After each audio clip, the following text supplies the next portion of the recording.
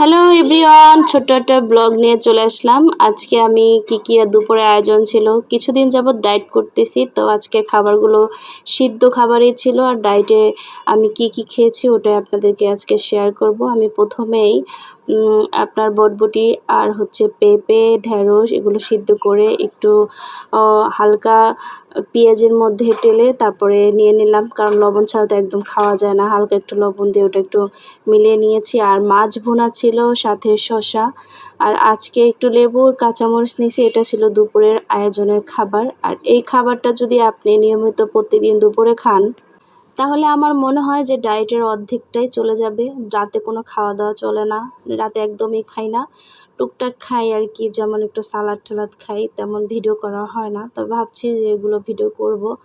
আর এগুলো আমার কাছে ঝামেলার লাগে অনেক ভিডিও করা, এর জন্য করা হয় না।